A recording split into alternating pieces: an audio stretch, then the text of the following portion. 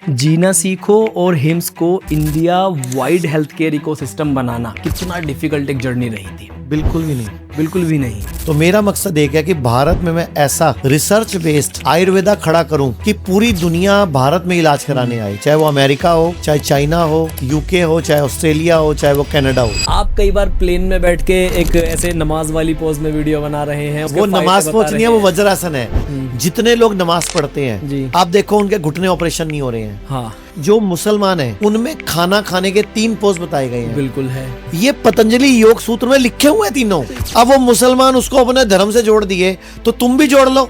तो मुझे लोगों ने बोला तू मुसलमान बनने वाला है। आयुर्वेद का बेड़ा गर्क होने में ज्यादा दिन नहीं बचे हैं। अगली पीढ़ी में आयुर्वेद सिर्फ किताबों में रह जाएगा। 10 साल की बच्ची है, ब्रेन ट्यूमर की पेशेंट थी। आन्या नाम की बच्ची का आज से 1.5 साल पहले ब्रेन ट्यूमर का ऑपरेशन हुआ और हो सकता है ये मरी जाए। वो ट्यूमर गायब हो गया। अच्छा एक बात बताओ, मैं आपको पहले की वीडियो दिखा रहा हूँ, दूसरी वीडियो दिखा रहा हूँ, पहले का रिपोर्ट दिखा रहा हूँ, दूसरा रिपोर्ट दिखा रहा हूँ, फिर भी तुम्हें रिसर्च पेपर चाहिए। सर मेरा सबसे पहला क्वेश्चन आपसे ये है, जीना सीखो और हिम्स को India wide health care ecosystem बनाना आपके लिए जब से आपने शुरुआत की कितना डिफिकल्ट एक जर्नी रही थी? बिल्कुल भी नहीं। बिल्कुल भी नहीं। एक्चुअल में मेरे हिसाब से सबसे ज्यादा ना मैं मिशन ड्राइव करता है जी।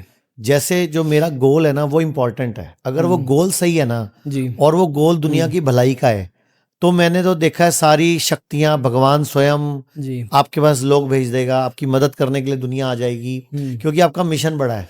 तो मेरा मिशन एक है कि अंग्रेजों ने भारत को 250 साल लूटा, राज किया जी। और हमारा बेड़ा गर्क किया। बिल्कुल। और उन्होंने हमारे आयुर्वेद को भी खत्म करने की पूरी प्लानिंग करी। आज भी देश में कानून चल ही रहे हैं। जी। तो मेरा मकसद एक है कि भारत में मैं ऐसा रिसर्च बेस्ड आयुर्वेदा खड़ा करूं कि पूरी दुनिया भारत में इलाज कराने आए, चाहे वो अमेरिका हो, चाहे चाइना हो, चाहे वो यूके हो, चाहे ऑस्ट्रेलिया हो, चाहे वो कनाडा हो, पूरा वर्ल्ड आए। और भारत के पास एक ही पावर है जिससे भारत विश्व में विश्व गुरु बन सकता है। इस चीज से कोविड के बाद में कुछ हेल्प मिली है? बहुत मामूली सी। अच्छा। बस नामों में मिली है, बातों में मिली है, लेकिन अभी एक्चुअल धरातल पे काम होना बाकी है। और उसके लिए जब तक हमारी सरकारों को, हमारे जो पॉलिसी मेकर्स हैं जी और जो वहां बैठ के फाइलों पे साइन मारते हैं उनको आयुर्वेदी नहीं पता होता क्या है। तो इसमें चेंजेस की जरूरत है। लगे हुए पीछे चिट्ठियां लिखते हैं, एनजीओस को कांटेक्ट करते हैं। कुछ लोगों ने भारत में केसेस भी किए हैं, कुछ वकीलों के केस चल भी रहे हैं। जैसे एक इतनी बड़ी योजना है आयुष्मान योजना। आयुष्मान योजना उसका 5 लाख का कार्ड फ्री है जी। 52 करोड़ लोगों के पास कार्ड है। नाम उसका आयुष है, आयुष्मान है। हाँ। आयुष उसमें है नहीं, मान लेके क्या करेंगे हम? आयुर्वेद का ट्रीटमेंट उसमें नहीं होता है। हाँ तो अभी मेरे को मैं लगा हुआ हूँ 3 साल से पीछे, और एक एडवोकेट है सुप्रीम कोर्ट में अश्विनी उपाध्याय जी, उन्होंने केस किया है, भारत सरकार को नोटिस हो चुका है। तो हमें लग रहा है बड़ी जल्दी हो जाएगा, लेकिन ये लगते लगते भी 3 साल हो चुके हैं। लंबा प्रोसेस तो होता ही है। हाँ। सर एक बहुत बहुत शॉर्ट सिंपल सा क्वेश्चन है, यंग ग्रेजुएट्स के लिए जो जस्ट पास आउट होके आ रहे हैं उनके लिए आपका क्या एडवाइस रहेगा? उन्हें किस तरीके से अपना जर्नी शुरू करना चाहिए? पहली बात तो जब कोई BMS कॉलेज चुनता है जी, पहली बात तो कॉलेज ही वो चुनो जहाँ पे लैब हो, जहाँ पे OPD हो, जहाँ पेशेंट फुटफॉल हो, जहाँ पे जो मालिक हैं उस कॉलेज के उनका एम पैसा कमाना ना हो, देश की सेवा हो या देश का भला हो। डॉक्टर वहां पे डॉक्टर बन के निकले। अभी भारत में बहुत सारे ऐसे कॉलेजेस आज भी हैं जहाँ पे OPD नहीं होती, पेशेंट ही नहीं आते, ऑन पेपर चल रहा है ना। हाँ, जब इंस्पेक्शन होती है तो मजदूरों को सड़क से पकड़ते हैं। और ये खाली BMS में नहीं है, ये BHMS में भी है और ये MBBS में भी है, सॉरी BMBS में भी है। जी जी जी BMBS में भी है। तो इन चीज़ों को सुधारने की ज़रूरत है। सर आप यहाँ पर आयुर्वेद टैंक इंडिया में एज अ इन्वेस्टर आए हुए हैं, जो भी आपसे स्टार्टअप से आपकी जो है बातचीत हुई है, आपका जो इंटरेक्शन हुआ है, स्टार्टअप्स के लिए आपका क्या एडवाइस रहेगा? मेरे को सच्ची बताऊं तो बहुत अच्छा लगा है। आयुर्वेदा टैंक कंसेप्ट में ही पहली बात तो बहुत अच्छा है, और जो आज मैंने अभी तक देखा है वो मुझे बहुत खुशी हुई कि हमारे बच्चे, हमारा भविष्य आगे आ रहा है आयुर्वेदा में। वो नए नए स्टार्टअप्स लाके आ रहे हैं और उनकी एनर्जी देख के, उनके जो पूरी तैयारी के साथ आ रहे हैं, तो मुझे लग रहा है देश में बदलाव आ रहा है। और जो यंग ग्रेजुएट्स हैं वो सही दिशा में काम कर रहे हैं। जी। सर आप प्रिवेंशन को हमेशा जो है तरजीह देते हैं, ऊपर रखते हैं ट्रीटमेंट से। तो इसके पीछे आपकी ये सोच जो है ये कहाँ से आई? किस पॉइंट पे आपको लगा कि हाँ, ये वाली चीज़ को मुझे सबसे आगे रखना है, हर जगह इसको प्रमोट करना है? देखो, मैं आपसे एक सवाल पूछता हूँ। आप घर में रोज झाड़ू मारते हैं? घर में रोज झाड़ू बिल्कुल, लगता है आपके? होता है, बिल्कुल घर होता में है। रोज पोछा लगता है? बिल्कुल लगता है। घर में रोज डस्टिंग होती है, कपड़ा मारते हैं? होती है सर। तो मुझे बताओ, उसके बावजूद भी दीपावली पर एक्स्ट्रा कचरा कैसे निकल आता है? वो तो डीप हाँ भाई, क्लीनिंग, डीप आप क्लीनिंग। बताओ कैमरे वाले भैया, आप बताओ। आप दोनों लोग कैमरा चला रहे हो, जब झाड़ू पोछा सफाई रोज हो रहा है, जी, तो फिर दीपावली पर एक्स्ट्रा कचरा कैसे निकल रहा है? डीप क्लीनिंग करते हैं तो तो रोज डीप क्लीनिंग कर लो ना। वो ज़रूरी है, तो इसका मतलब डीप क्लीनिंग करने के बावजूद भी बॉडी में टॉक्सिन्स इकट्ठे होते हैं, होते हैं। जैसे घर में कचरा इकट्ठा होता है। तो इसीलिए बीमार हम पड़ क्यों रहे हैं? तो आयुर्वेद ने एक श्लोक बोला है, सर्वे रोगा अपि मंदग्नि ही हुँ, अजीर्णे कुपित मल संचते। हुँ। मतलब सारे के सारे रोग जो हैं वो मंदग्नि। मंद अग्नि से उत्पन्न होते हैं, यानी कि कमजोर पाचन, जी। यानी कि कमजोर हाजमा, कमजोर लीवर, कमजोर स्प्लीन, कमजोर पेनक्रियाज, लो डाइजेशन, हुँ, लो मेटाबॉलिज्म, पाचन तंत्र वीक है। हुँ, और हमें आज तक ये सिखाया नहीं गया कि खाली ये पाचन खाने के लिए नहीं है, खाना भी खाना है, पानी भी खाना है, हुँ, हवा भी खाना है, देखना भी खाना है, हुँ, सुनना भी खाना है, सोचना भी खाना है, जी, और मेरे आसपास का एनवायरनमेंट भी खाना है। खाना है। मतलब बॉडी में कोई भी इनपुट हुँ, अगर वो प्रोसेस नहीं हो रहा और सिरे नहीं लग रहा, मीन्स एंड एंड तक नहीं जा रहा, जी, तो इट्स लीड टू एनी कोई ना कोई बीमारी बीमारी, बीमारी आएगी। बीमारी अब है। इलाज उसमें आगे क्या बताया? अजीर्ण कुपित मल संचय, मतलब इंडाइजेशन हो गया, इंडाइजेशन। अपच हो गया, कुपित मल संचते, मल कुपित होके संचय हो गया। हुँ, तो आयुर्वेद ने क्या बोला? सर्वे रोगा रोगे सर्वे अपी। वैसे आपका श्लोक ऐसा है, रोगे सर्वे अपी मंदाग्नि। जी, तो वो रोगे पहले आता है, मैं तो सर्वे बोल देता हूं पहले। तो मैंने थोड़ा सा चीजों को मैं अपने हिसाब से मोल्ड कर देता हूं ताकि सामने वाले को समझ आए। जैसे आप लोग वात पित्त कफ दोष बोलते हो, जी, बिल्कुल। मैं वात पित्त कफ प्रकृति बोलता हूं। क्योंकि एक बंदे को बोलो तेरा वात पित्त कफ दोष हो गएगा, है मैं दोषी हूं क्या? मैं प्रॉब्लम फुल वो हूं फर्स्ट क्या? टाइम में कंफ्यूज ही हो जाता तो है। दोष हमारे टीकाकारों को, हमारे जो हमारे लेक्चरर्स हैं, उनको पढ़ाते टाइम ये ध्यान रखना चाहिए कि चीज ऐसी समझाओ जो आम बंदे को समझानी आसान समझ हो। में आसान। अब ऐसा संस्कृत बोल दोगे, ऐसे वर्ड्स बोल दोगे, जी, आम आदमी को समझ नहीं आएंगे, लोग हमारे आयुर्वेद से दूर हो जाएंगे। दूर हो जाएँगे। तो मैं क्या बोलता हूँ, वात पित्त कफ 3 तरह की प्रकृति होती है, प्रकृति इनमें कोई प्रॉब्लम होती है तो दोष हो जाता है। दोष हो जाता है। ये अच्छा बताया सर आपने। सर बट ये मेरी बात मानता कौन है? क्यों वो नहीं तो मानते स्कूल सर? में पढ़ते सर, वात पित्त कफ हमारे 3 दोष होते हैं। मैं कहा अच्छा, मैं क्या डिफेक्टेड आया हूँ? मेरा पहला क्वेश्चन यही था जब मैं कॉलेज में गया था। मैं कहा सर ये दोष क्यों कह रहे हैं आप इन्हें? आप इन्हें कुछ बोल सकते कि मेरे शरीर की बनावट ऐसी है। वो थोड़ा सा कंफ्यूज हो गए, समझा नहीं मैं तो लड़ता रहूंगा, लड़ता था, लड़ता हूँ, लड़ता रहूंगा। बहुत अच्छी बात है। कॉलेजेस के टीचरों को भी बोलूंगा कि तुम आते ही बच्चों से पहला सवाल ये पूछा करो, कितने लोग एमबीबीएस में जाना चाहते थे और नहीं गए? और बेचारे शरीफ बच्चे, ईमानदार बच्चे 80 में हाथ खड़ा कर देते हाथ हैं। खड़ा कर ये सवाल ही बंद कर दो ना यार। अब आ गए है ना, आ गए हैं, अब हो गई ना शादी, अब यही बीवी है ना, यही पति है ना, मान लो ना। मान लो। अब क्यों हाथ उठवा रहे हो? उससे क्या हो रहा है? मार्केट में मैसेज गलत जा रहा है कि ये बनना एमबीबीएस चाहते थे, बनना बीएमबीएस चाहते थे, मजबूरी में आए हैं।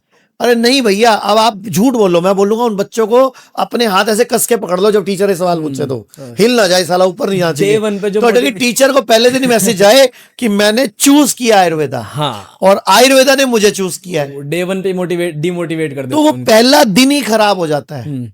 तो उससे मार्केट में मैसेज गलत जा रहा है कि हमारी बीएमबीएस बड़ी है, बीएमएस छोटा है, जबकि बीएमएस बड़ी है। ये एनाटॉमी भी पढ़ते हैं, ये फिजियोलॉजी भी पढ़ते हैं, और ये संस्कृत भी पढ़ते हैं। उसके बाद फिर वो सारा भी सिलेबस है जो मॉडर्न वाला पार्ट आ गया, बहुत सारी तो चीजें मैं आ वही जाती तो बोल रहा हूँ, इस देश में परसेप्शन गलत है, इस देश में हैं। लोगों की समझ गलत है, जी। इस देश में चीजों को समझाना नहीं आता लोगों को। मतलब आपके पास चवन्नी है, आपको चवन्नी भी पेश नहीं करनी आ रही, आप पंजी पेश कर रहे हो। मतलब आपके पास 1 रुपया है लेकिन आप बता 25 पैसे रहे हो। जी। और आयुर्वेद के डॉक्टरों की, वैद्यों की एक और गलती है, वो अपने आयुर्वेद को इतना ही नहीं समझा पाते, उनके घर वाले भी उनको डॉक्टर नहीं मानते।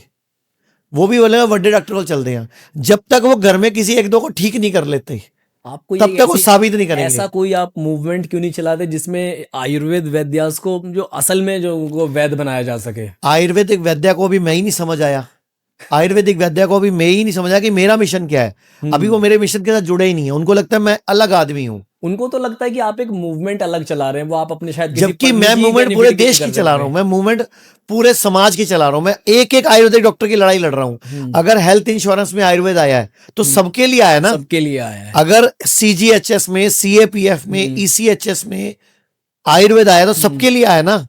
अगर आयुष्मान में, योजना में आयुर्वेद आएगा तो सबके लिए आएगा ना, सबके लिए मेरे लिए थोड़ी आ रहा है। अच्छा, एक गलती और करते हैं, सारे पेशेंट मैं ही देख लूं, कोई ऐसा स्पेशलाइजेशन का कॉन्सेप्ट नहीं है, मैं रेफर कर दूं, दूसरे अपने किसी मित्र को मिलने वाले हैं। ये कैसे चेंज हो सकता है सर? जब तक ये चेन नहीं बनेगी मुझे लगता है सुधार देखो, नहीं आएगा। मेरे हिसाब से ना, जैसे अभी हमारे संस्थान में 900 डॉक्टर्स हैं, जी। जिसमें 575 हमारी संस्था के पेरोल पे हैं। हम्म। मैं चाहता हूं वो 900 के 900 ना, उनके जो स्टूडेंट, उनके जो क्लासमेट्स थे, कम से कम 60-60 थे। जी। मुझे लगता है इनकी सबकी पार्टी भी करनी चाहिए, हम्म। ताकि ये लोग अपने 60 को तो बताएं कम से कम। तो अगर होना 950 को भी जानते होंगे हाँ। तो कम से कम मैसेज 4500 तक पहुंचेगा, पहुंचेगा। तो देश बदलेगा। अभी ना सब मुझे ना अपना कंपटीटर मान रहे हैं, जबकि मैं किसी का कंपटीटर नहीं ये हूं। सबसे मैं तो बड़ी गलतफहमी है आयुर्वेदा का लोगों की। प्रमोटर हूं। मैं जीना सीखो कोई मेरी कंपनी नहीं है, हम सबकी सबकी कंपनी है, है। देश की कंपनी है। मैं मरूंगा ना, 1 रुपया लेके नहीं जाऊंगा साथ में। और मैंने प्रॉमिस कर रखा है कि जीना सीखो का जो भी प्रॉफिट होगा वो for the people, to the people और टू द भारत, मतलब भारत के लिए होगा वो सबके लिए। मेरा आज मिशन बता देता हूं मैं आपके पॉडकास्ट जी। पे। मेरा मिशन है कि पूरी दुनिया में, भारत में इतनी अच्छी रिसर्च स्थापित करने की, ऐसे हमें पूरा कुछ डेवलप करने की जिससे पूरे विश्व का पैसा भारत में आए। मतलब मैं एक रिसर्च लैब, एक रिसर्च इंडस्ट्री खड़ा करना चाहता हूं कि पूरी दुनिया जो ये बोलते हैं ना आयुर्वेद में रिसर्च नहीं है, आयुर्वेद को तो पता ही नहीं है, हमारे पास पेपर नहीं है, वो उनको गलत साबित करना चाहता हूं। मैं इतने पेपर छपवाना चाहता हूं, ऐसी ऐसी रिसर्चेस कराना चाहता हूं, चाहे उसमें मेरा जितना मर्जी पैसा खर्च हो जाए। मैं अपना घर बेच के भी खर्च कर वो सारा दूंगा। आप अपने पास से ही लगाते हैं सारा? मैं लगा रहा हूं ना। अभी 550 पेपर तो हमारी संस्था लिख चुकी है, उसमें 350 एक्सेप्ट हो चुके हैं, 200 के लगभग पब्लिश हो चुके हैं। तो मैं कहता हूं, और वो मेरे नहीं है, वो हर आयुर्वेद वाला यूज करे उसको। आप ये मत सोचो कि जीना सीखो लिखा हुआ है, आचार्य जी लिखा हुआ है तो मैं यूज करूं। आप आओ हमारे पास, हम सारे पेपर देते हैं, आप यूज करो, आप हमारे प्रोटोकॉल यूज करो। लेकिन देश में किडनी फेल को ठीक करो, देश में लीवर फेल को ठीक करो, देश में कैंसर को ठीक करो, देश में हार्ट प्रॉब्लम को ठीक करो। और सबसे बड़ी बात, लोगों को बीमार ही मत पड़ने दो। डाइट सिखाओ, लाइफस्टाइल सिखाओ। आयुर्वेदा में एक प्रॉब्लम है, अगर 5 आयुर्वेद के डॉक्टर बैठ जाएंगे और मैं एक ही पेशेंट को 5 से मिलवाऊंगा, 5 अलग कहानी सुनाएंगे। हाँ, प्रोटोकॉल नहीं है हमारा आयुर्वेद में। वो एक स्टैंडर्ड जो बना हुआ होना चाहिए। सब अपनी, एक बोलेगा आप सर्पगंधावटी ले लो, एक बोलेगा तू ये ले लो, एक बोलेगा तू ये ले लो। और वो पेशेंट कहेगा 5 आयुर्वेद के डॉक्टर हैं, ये 5 अलग अलग क्यों बोल रहे हैं? तो इस डायरेक्शन में आप कुछ काम कर रहे हैं? मेरे दिमाग में चल रहा है कि सब कोई एक ही भाषा बोले। हाँ। तो उसके लिए मैं डॉक्टरों से ही राय करूंगा, क्योंकि पूरे देश में अगर सारे आयुर्वेद वाले एलोपैथी की तरह यूं हो जाएंगे, मतलब सारे चोर तो यूनाइट हैं और सारे साधु बिखरे हुए हैं। सही बात है, बिल्कुल सही कह रहे हैं आप एकदम से। सर आपका वीडियोस बनाने का तरीका बहुत यूनिक है, लोगों को बहुत पसंद आता है, मैं बहुत सालों से देख रहा हूँ। आप कई बार प्लेन में बैठ के एक ऐसे नमाज वाली पोज में वीडियो बना रहे हैं, और उसके वो नमाज पोज नहीं है, वो वज्रासन है। वो भैया ने सवाल पूछा, आप नमाज पढ़ रहे हो क्या? हाँ, तो आपने उसको फिर बताया कि देखिए मैं ऐसे बैठा हूँ, इसको ये बोलते हैं। आपके उसमें हो सकता है ये नमाज का कोई पोजीशन हो आपके इसमें। ये आइडियाज कहाँ से आते हैं सर आपके? बहुत यूनिक है सर एकदम से। एक्चुअल में मैं कोई आइडिया क्रिएट नहीं करता, मैं सिंपल लिविंग में जीता हूँ, लाइफ में जीता हूँ नॉर्मल। मैं आपसे एक सवाल पूछता हूँ, जितने लोग नमाज पढ़ते हैं आप देखो उनके घुटने ऑपरेशन नहीं हो रहे हैं, हाँ, उनके बच्चे ऑपरेशन से नहीं हो रहे हैं, उनको प्रोस्टेट प्रॉब्लम नहीं हो रही है, उनको सेक्सुअल वीकनेस नहीं आ रही है, उनकी लेडीज के यूट्रस फाइब्रॉइड नहीं हो रहे हैं। हाँ, सही बात तो फिर जब हमारे समाज में जो मुसलमान है, उनमें खाना खाने के 3 पोज बताए गए हैं। बिल्कुल है। एक वज्रासन में खाना खाओ, ठीक है। दूसरा एक पैर वज्रासन में, एक पैर मोड़ के खाओ, और तीसरा उकड़ू बैठ के खाना खाओ। ठीक है। ये पतंजलि योग सूत्र में लिखे हुए हैं तीनों, ये हमारी चरक संहिता में लिखे हुए हैं। हमारे योग में ये तीनों पोज हैं कि खाना ऐसे खाना चाहिए। अब वो मुसलमान उसको अपने धर्म से जोड़ दिए, तो तुम भी जोड़ लो। मैं आज पूरे भारत से आपके माध्यम से अपील करता हूं, कृपया खाना वज्रासन में बैठ के खाया करो। इस जन्म में घुटने खराब नहीं होंगे, इस जन्म में रीढ़ की हड्डी खराब नहीं होगी। मैंने जब ये वीडियो डाली तो मुझे लोगों ने बोला तू मुसलमान बनने वाला है क्या? अच्छा। तू नमाज का इतना समर्थक है। मैंने कहा हर धर्म में कुछ अच्छाई और बुराई है, हर सही बात मजहब है। में कुछ है। सही बात तो अगर मुसलमान धर्म में 2-3 चीजें अच्छी हैं, वो नीचे बैठ के यूरिन करते हैं, तो बदले में किडनी फेल भी तो नहीं हो रही, वो बेनिफिट ही मिल रहे हैं ना तो उसके। तुम भी नीचे बैठ के कर लो। मेरे दादाजी, मेरे परदादाजी सब नीचे बैठ के करते थे, तुम भी करो ना। तुम काहे प्रोस्टेट प्रॉब्लम में भुगत रहे हो, तुम काहे घुटने चेंज करा रहे हो, तुम काहे रीढ़ की हड्डी का ऑपरेशन करा रहे हो। आज भारत में हर चौथी महिला का बच्चा ऑपरेशन से हो रहा है, हर पांचवा बंदा फैटी लीवर का शिकार है, हर 10वां बंदे के घुटने खराब हैं। डायबिटीज की उसमें आगे चपेट में आगे सर तो वज्र आसन, उकड़ू आसन और मंडूक आसन, ये 3 आसन पूरे भारत को बचा सकते हैं। और मैं अपने हर पॉडकास्ट में बोलता हूं जी। वज्रासन में खाना खाओ, सुबह सुबह उठ के उकड़ू आसन में बैठ के गरम गरम पानी या हर्बल टी या हल्दी या अदरक या कड़ी पत्ता चबाओ, और मंडूक आसन करो तो पेनक्रियाज और लीवर फैटी नहीं होगा आपकी, क्योंकि वायु जो है वो जो ऊर्ध गति को आ रही है वो अधोगति को जाएगी। ये उकड़ू आसन में बैठ के ओवर ईटिंग भी नहीं कर सकता बंदा। सर वो पेट दबा रहेगा ना, और आपका पेट अभी भारत में प्रॉब्लम क्या है, जरा सा पैसे आते हैं पेट निकल आता है, तोंद निकली हुई है। तो पेट निकलेगा ही नहीं जब उकड़ू आसन में बैठ के वज्रासन में बैठ के खाना खाओगे तो। ये बहुत अच्छा है। पहले तो आपकी पूरी टीम को, आपकी बैक एंड टीम को, और इस जिसके भी दिमाग की उपज है ये आइडिया आयुर्वेदा टैंक और आपका ये पॉडकास्ट, आप सबको बहुत बहुत बधाई। और मैं उम्मीद करता हूँ आयुर्वेद की लड़ाई पूरी लड़नी पड़ेगी, बिल्कुल सर। और सबको लड़नी पड़ेगी, लेकिन उसके लिए आपको 100% आयुर्वेदा प्रैक्टिस करनी पड़ेगी। अगर आप मिक्सोपैथी करोगे, एलोपैथी के साथ आयुर्वेद लोगे, आप खुद बुखार के टाइम पे पैरासिटा कालपोल लोगे, आप खुद एंटीबायोटिक्स खाओगे, लोगों को लिखोगे, तो आयुर्वेद का बेड़ा गर्क होने में ज्यादा दिन नहीं बचे हैं। अगर हमारी पीढ़ी ने जोर नहीं लगाया, इस पीढ़ी ने, तो अगली पीढ़ी में आयुर्वेद सिर्फ किताबों में रह जाएगा। हमारी पीढ़ी लास्ट पीढ़ी है। दिस इज द टाइम, ये दिस इज द टाइम। अगर आयुर्वेदा के लिए लोगों ने इनिशिएटिव नहीं लिया तो आयुर्वेदा किताबों में चला जाएगा, क्योंकि मेडिकल माफिया, मेडिकल इंडस्ट्री नहीं चाहती कि आयुर्वेद आगे आए। तो हम सबकी ड्यूटी बनती है कि हम सब एक हो जाएं। अगर किसी भी आयुर्वेदिक डॉक्टर ने, किसी भी आयुर्वेद के काम करने वाले ने रिजल्ट डाला है फेसबुक पे, यूट्यूब पे, इंस्टा पे, कोई बाइट डाली है, कोई पोस्ट डाली है अच्छी, शेयर करो ना। ये क्यों यार, उसको फायदा हो जाएगा, इसको फायदा हो जाएगा, मत सोचो ना फायदा, आपकी इंडस्ट्री बन जाएगी। इंडस्ट्री को बनाओ पहले, इंडस्ट्री बनेगी ना तो देश बनेगा, और इस देश को बीमार होने से बचाओ, वरना सारा पैसा सब मेडिकल इंडस्ट्री के पास चला जाएगा। बिल्कुल सही बात, क्योंकि वो चाहते हैं कोई बीमार पड़े और वो पैसा कमाए, और यहाँ हम बीमार होने से बचाना चाह रहे हैं लोगों को। बस यही मेरा मिशन है कि हम बीमार पड़े ही ना, अपना डॉक्टर खुद बने। उसीलिए मैं तो हर एक डॉक्टर को भी सिखाता हूँ क्या खाएं क्या नहीं खाएं, क्या ज्यादा खाएं क्या कम खाएं, क्या अच्छा क्या बुरा। अभी कल मेरे पास एक लेडी, एक छोटी सी लड़की का मैं इंटरव्यू ले रहा था, 10 साल की बच्ची है, ब्रेन ट्यूमर की पेशेंट थी, आन्या नाम है, आप चाहो तो उसकी वीडियो भी लगा सकते हो, मैं आपको दे देता हूँ। आन्या नाम की बच्ची का आज से 1.5 साल पहले ब्रेन ट्यूमर का ऑपरेशन हुआ। अच्छा। ये कह के कि अब ना 10-15 साल ट्यूमर नहीं आएगा। और डॉक्टर ने हॉस्पिटल में जब वो एडमिट थी उसको बोला आपको हाई प्रोटीन डाइट लेनी है, और 11 दिन वो एडमिट रही और उसको 4 बार बटर चिकन मिला, तंदूरी चिकन मिला, चिकन पुलाव मिला, और अंडे मिले, पास्ता मिला, चाउमीन मिली, मैगी मिली। तो देश का बेड़ा गर्क होने से कौन रोक पाएगा। 8 महीने बाद ही बच्ची को दोबारा ब्रेन ट्यूमर हो गया, फिर से। और डॉक्टरों ने अब पैसे आधे कर दिए, लेकिन ये भी बोल दिया कि अब ये बच्ची अंधी हो सकती है, विकलांग हो सकती है। 10 साल की बच्ची विकलांग हो सकती है, अंधी हो सकती है, या ये अब मतलब पैरालिसिस का शिकार हो सकती है। मतलब केस जो है वो बहुत ज्यादा आगे बढ़ चुका है उनको, और हो सकता है ये मरी जाए। आप सोचो उस टाइम वो माँ बाप दूसरी बार में जब दोबारा ट्यूमर आया, जब उनके पैसे भी खत्म हो गए, तब वो आयुर्वेद में आए। आप सोचो 7 महीने में वो ट्यूमर गायब हो गया, खत्म, और बच्ची बिल्कुल ठीक हो गई है, रिपोर्टें नॉर्मल आ गई हैं, और उसको 7 महीने से एक भी चक्कर नहीं आया।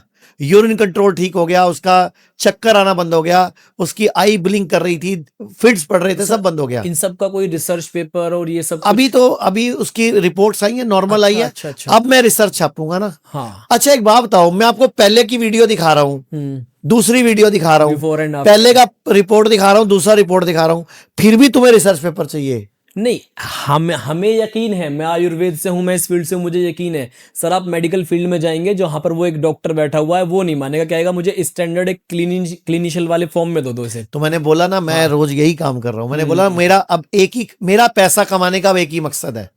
मैं अब पैसा अपने लिए नहीं कमा रहा, क्योंकि मैं तो 5 साल से उतनी सैलरी ले रहा हूँ जितनी मैं 5 साल पहले ले रहा था। मैंने 5 साल में संस्था ने मेरी सैलरी नहीं बढ़ाई। कितना लेते हैं सर? हाँ, कितना लेते हैं? नहीं वो मत पूछो। अच्छा। लेकिन मेरी 5 साल से बढ़ी नहीं है ठीक है। सैलरी में। मतलब भारत का पहली कंपनी का ऐसा सीईओ होऊंगा जिसकी सैलरी नहीं बढ़ी 5 साल से। उतने पे एनीवे उतने पे ही काम कर रहा हूँ, लेकिन क्योंकि मेरी जरूरतें पूरी हो रही है। मैं अब सिंपल सा लिबास कुर्ता पजामा पहनता हूँ, बहुत बेयर मिनिमम, कोई मैं आराम अंगूठी नहीं से, पहनता, हाँ। कोई मैं कड़ा नहीं पहनता, कोई आपकी चेन नहीं लाइफ स्टाइल पहनता। बहुत सिंपल हाँ, सी है, मेरी कोई- गाड़ी का खर्चा, हाँ। मेरा ड्राइवर का खर्चा, मेरे गार्ड्स का खर्चा, मेरे सब खर्चा मुझे मिल जाता है बस। और सैलरी मिल जाती है, अब और आप- मुझे सब कुछ संस्था ने दिया हुआ है। तो मेरा अब एक मकसद है, मैं देश को लौटाना क्या चाहता हूँ। मैं चाहता हूँ एक ऐसी रिसर्च की टीम खड़ी करना, रिसर्च के इतने पेपरों का ढेर लगा देना जिसके नीचे सारे अंग्रेज दब जाएं। कोई कुछ भी पूछे, ये रहा एविडेंस। भैया ये रहा एविडेंस जो आपने पूछा अभी। हाँ। तो इसका भी पेपर मैंने दे दिया लिखने के बहुत लिए अच्छे। कि अन्य का पेपर भी लिखो, और मैं वीडियो आपको दूंगा। बिल्कुल अगर आपको लगाएंगे। लगे तो यहाँ लगा हाँ, देना। इसमें लगाएंगे, हम लगाएंगे। बहुत बहुत धन्यवाद है सर आपका, बहुत thank you so much sir. धन्यवाद, नमस्कार। नमस्कार।